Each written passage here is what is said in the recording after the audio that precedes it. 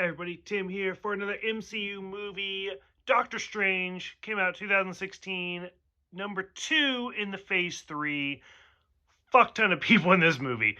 Benedict Cumberbatch, Chiwetel Ejiofor as Mordor. Mordor, yep, whatever.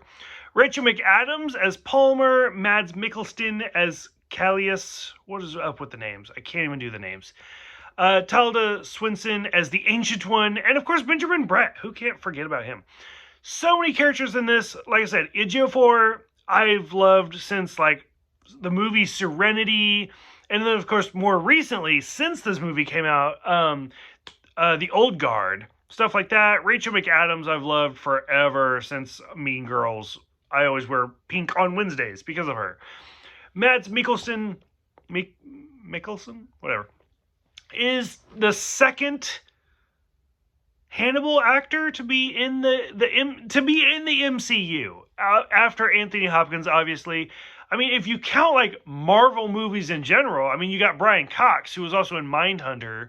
So, I mean, I don't know, something about Hannibal actors in Marvel. Who knows? But overall, love this movie. God, I can't even.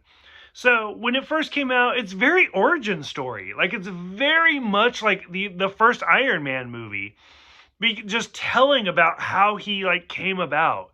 So overall, I've never really done hard drugs, believe it or not. I just drink. I'm just an alcoholic. It is what it is.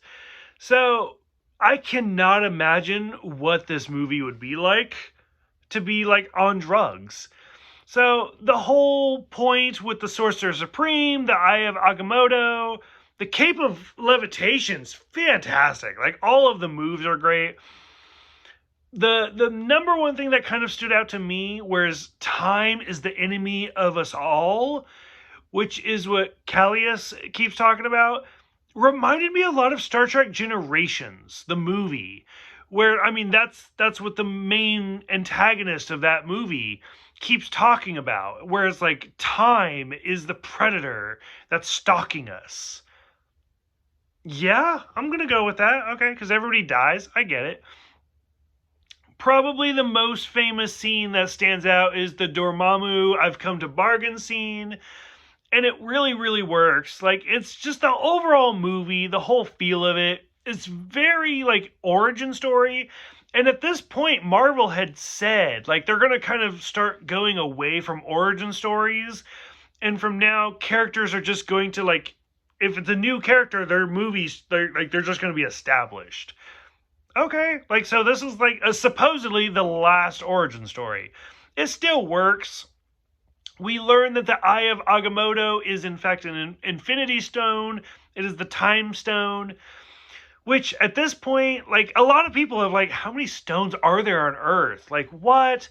But realistically, I think this is the only stone that originated on Earth, because like Loki's staff, he brought that staff with him. The Tesseract, okay, but still, like, it seems like Asgard brought that here from there. So, I mean, it didn't originate here. So, but still, it's kind of a coincidence, a little bit of like of a MacGuffin, Deus Ex Machina, whatever you want to call it. There's a lot of Infinity Stones involved with the Earth. But hey, you know what? If it wasn't that way, we wouldn't have a movie. So, it gives us something to talk about. The overall movie I really liked. The first time I ever saw Benedict Cumberbatch was actually Star Trek The Wrath of Khan. And if you haven't seen my video of that, makes me angry. I really hate that movie. So I was already like, I don't like him. And then I saw Sherlock and I was like, okay, never mind, I do like him again. And then I watched The Hobbit and I was like, okay, this is indifferent. I don't really care. And I know for this movie, Benedict Cumberbatch was like the number one choice. And he was like, I'm sorry, y'all. I'm like filming Hamlet. I can't do it, whatever. And so they looked at Joaquin Phoenix.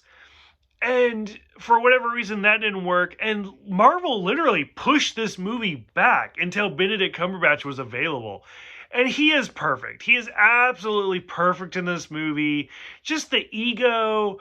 Like, the only person other than Benedict Cumberbatch that I could see in this would be, like, Hugh Laurie. And that's only from, like, House. but like it just he has that like hubris about him where he's like when he wakes up from his coma and he's like, I could have done better. Like the movie just does really really well, so I really like it. I cannot wait for the second one that's supposed to be coming up soon.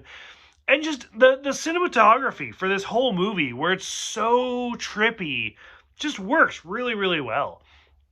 Some of the post-credit scenes I want to talk about, where we see Thor show up. Cannot wait. Talking about Odin missing, which is a direct connection to the Dark World, where Loki is disguised as Odin, but he's wearing his gloves. I loved that because I mean that's what Doctor Strange is known for, those yellow gloves. And then the final scene where Mordo, I think it's Mordo. I said Mordor. It's Mordo attacks Pangborn, the Benjamin Bratt character, because I mean in the comics he is the villain, and in this movie he's more of like the like teacher. And so towards the end you see him become more and more antagonistic. And so I'm really hoping the second movie, I mean at this point we're over 5 years because of the pandemic, stuff gets slowed down. I'm really hoping to see him just absolutely cut loose, but I'm super excited. Like I really liked this movie. I had like mediocre expectations. I still really really liked it.